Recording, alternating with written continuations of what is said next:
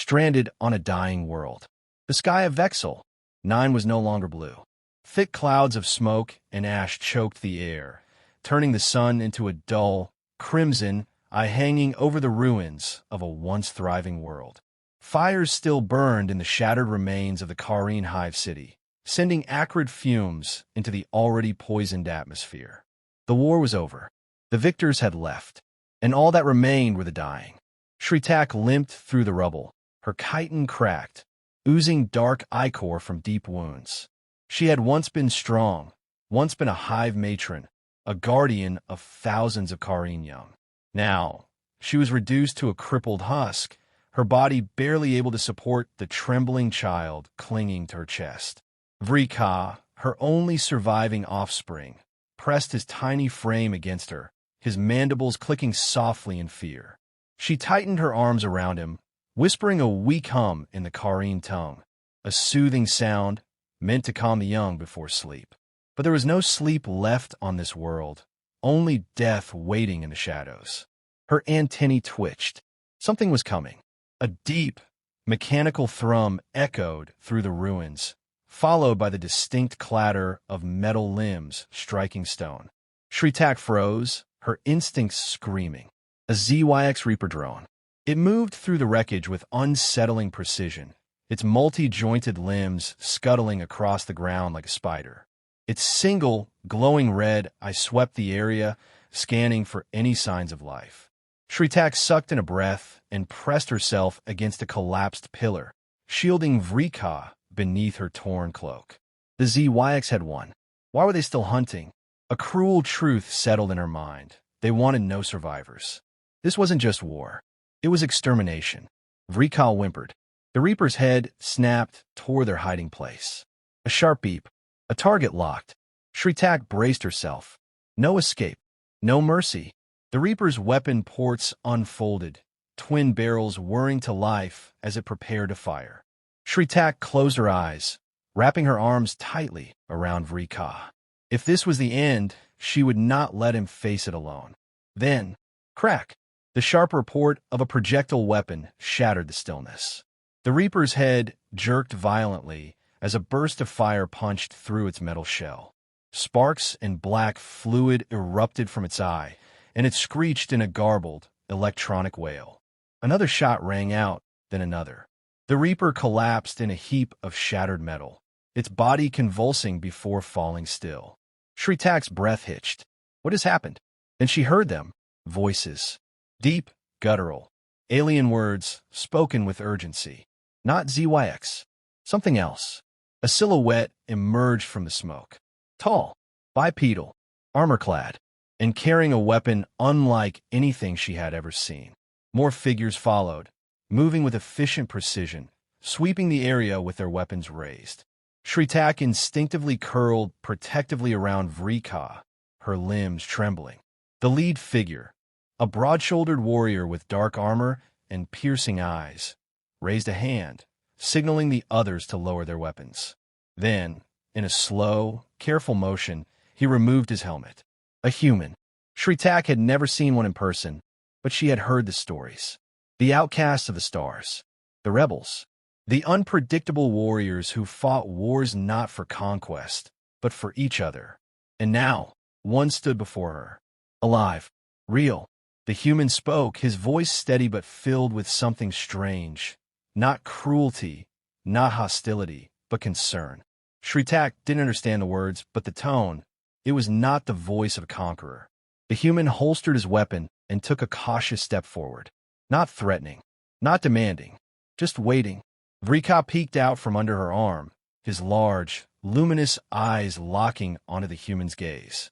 For the first time since the fall of her people, Shritak felt something stir in her chest. The strangers from the stars.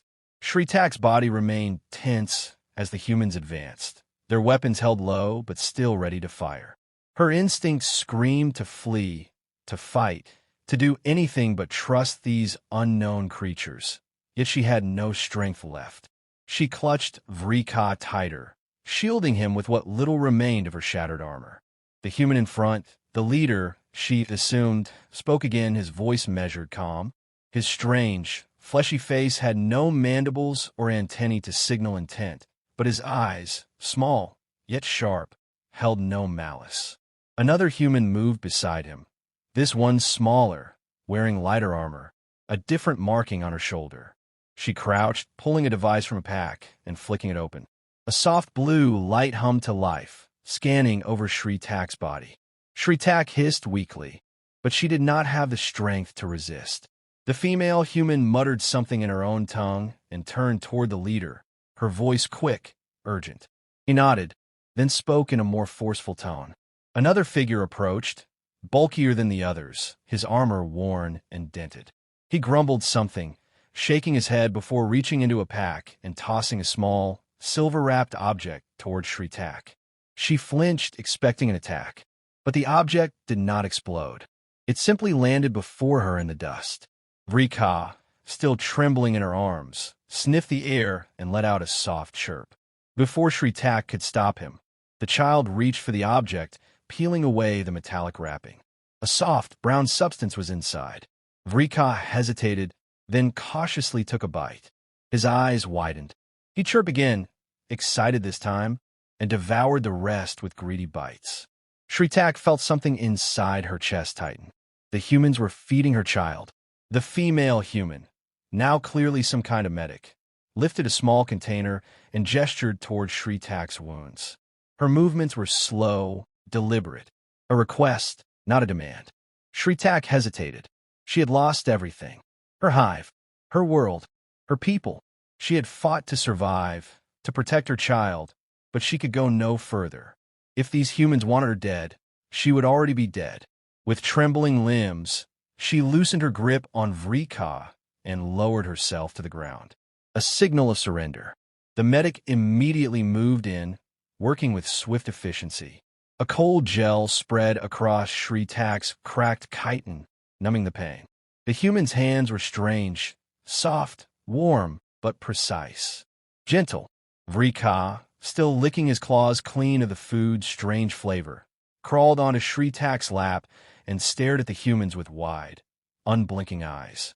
The leader of the humans knelt beside them, his weapon now slung behind his back. He studied them both carefully, as if weighing a decision. Then, slowly, he tapped his chest. Carter. Shri Tak blinked. A name? A title? She did not know. The human tapped his chest again. Captain Daniel Carter. Then, with deliberate slowness, he pointed to himself. Human. Shri Tak hesitated. She tapped a claw against her own chest. Shri Tak. Carter gave a short nod, then pointed at Vrika, raising an eyebrow in silent question. Shri Tak gently stroked her child's back. Vrika. Carter exhaled, muttering something in his own language before turning to his team. The grumbling human, the one who had thrown the food, sighed, shaking his head. The medic smiled slightly, then continued tending to Shri Tak's wounds. They were speaking among themselves, discussing something. After a moment, Carter stood again, his face set with grim determination. He pointed behind him, toward the burning ruins of the city. Then he pointed at himself, his soldiers, and finally at Shri Tak and Vrika. Then, he gestured forward. Shri Tak's antennae twitched.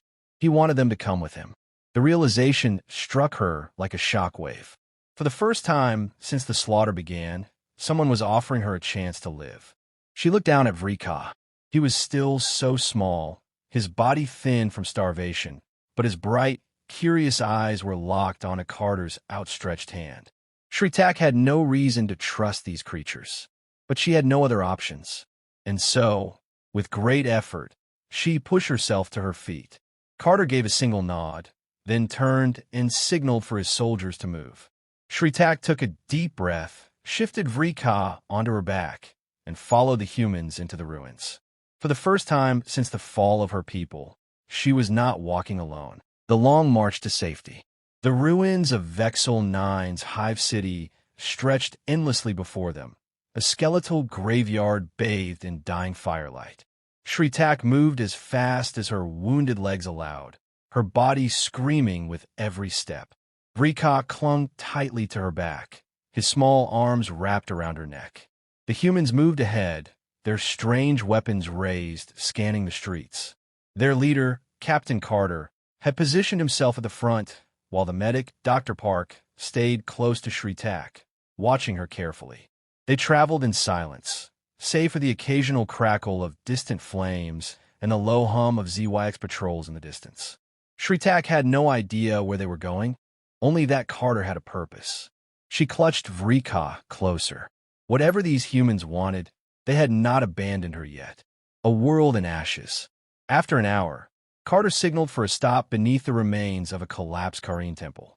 The once proud structure, dedicated to the matron queens of old, was now just piles of stone and broken murals. Shritak's antennae twitched at the sight of her people's history, now nothing more than dust. The grumbling human, the one called Torres, dropped his pack against a fallen pillar and exhaled. "This whole place is a goddamn tomb," he muttered. Shritak did not know the words, but she understood the tone. Carter turned to her, then tapped the device on his wrist. A glowing image appeared in the air, a map riddled with red enemy markers. He pointed to their current location, then traced a path toward the distant mountains. He pointed at himself, then at Shritak and Vrika, then forward. He meant to take them there. Shritak stared. Why? The Kareen were finished. She and Vrika were the last of their kind here. Why were the humans risking their lives for two dying survivors? Vrika chirped softly from her back, staring at the humans in curiosity. Shritak sighed. It didn't matter why. It was her only choice. She nodded. Carter's lips pulled into a small, satisfied expression. Then he gestured for them to move again. The hunters closed in. They hadn't gone far when the air suddenly changed. Shritak's antennae twitched. A scent, metal, oil, and blood. ZYX. A sharp beeping filled the air. Carter froze, raising a fist, a signal. Then, from the shadows, the ZYX patrol emerged. 4 of them, towering and monstrous. Their exoskeletons gleamed black, their glowing violet eyes scanning for movement. Shritak's heart pounded. She shoved Vrika behind her, her broken body bracing for a final stand. But Carter did not flee. He acted. The humans moved in unison, weapons raised. A deafening roar of gunfire erupted through the ruins. The first ZYX warrior collapsed instantly, its head exploding in a flash of red mist. The second lunged, but Torres rolled to the side and planted an explosive charge beneath its belly. Boom! The ZYX vanished in a cloud of fire. The final 2 turned toward Shritak, their weapons rising. She snarled, ready to shield Vrika with her body. Crack! A bullet pierced the skull of the nearest ZYX, its body slumping lifelessly. The last one roared, charging straight for Carter. Carter ducked at the last second, drew a long, gleaming blade from his belt, and drove it deep into the ZYX's throat. The warrior gurgled, claws twitching, then fell, its lifeblood pooling at Carter's feet. Silence. Shritak stared. The humans had killed 4 ZYX in mere seconds. Vrika peeked out from behind her, his wide eyes filled with something new. Awe. A warrior's instinct. Shritak finally spoke, her voice weak, but steady. You fight like a hive guard. Carter wiped the blood from his blade, his brow furrowed. He didn't understand her words, but he understood the meaning. He glanced at her injuries, then at her trembling arms. A slow realization settled on his face. She had been a warrior once, too. Carter nodded, then held out a weapon. A rifle. Shritak hesitated. She had not held a weapon since the fall of her people. She looked at Vrika, then she took the gun. Torres chuckled. Guess we got a new recruit. Dr. Park rolled her eyes. She's still injured. Let's just get to the bunker before more of them show up. Carter gestured forward. The journey was not over. But Shritak no longer felt powerless.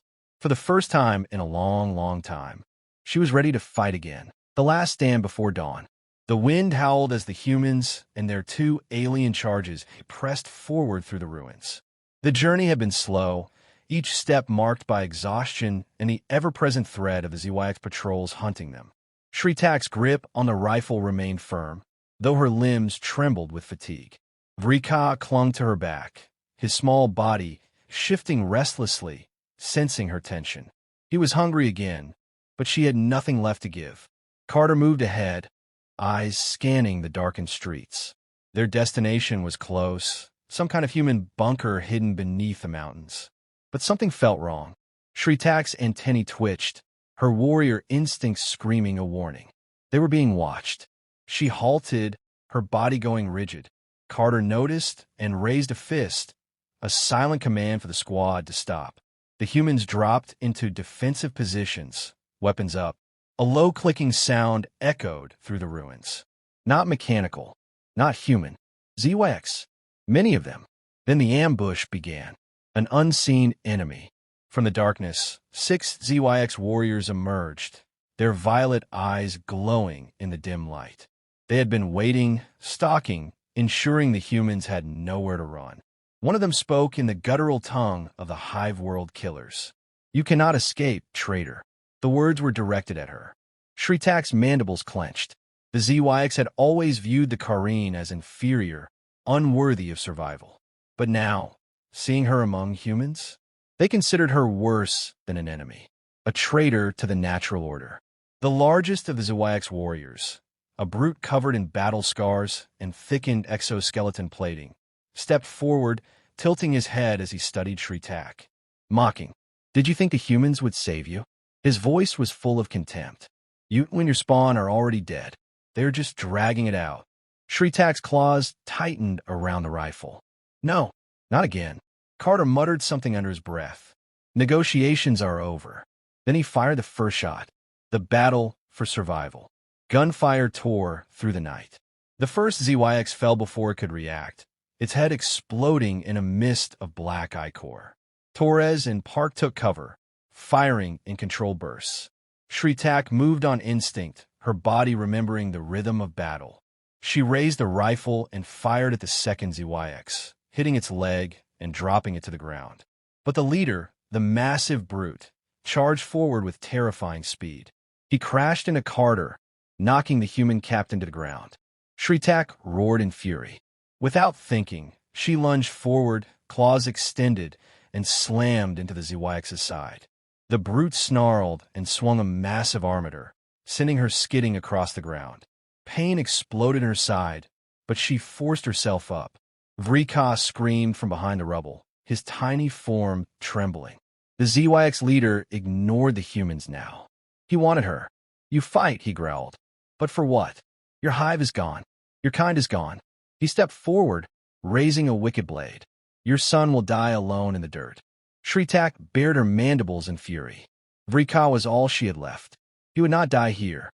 As the ZYX leader raised his weapon, Shritak acted. She dropped low, avoiding the first strike. The brute was fast, but predictable. Shritak's arms locked around his weapon arm, twisting with all her strength. Snap! The brute howled in pain as his own limb bent unnaturally. Shritak didn't hesitate. She sank her claws into his throat. The ZYX gurgled, his body twitching, then fell lifeless to the ground. Silence. Then a single shot rang out.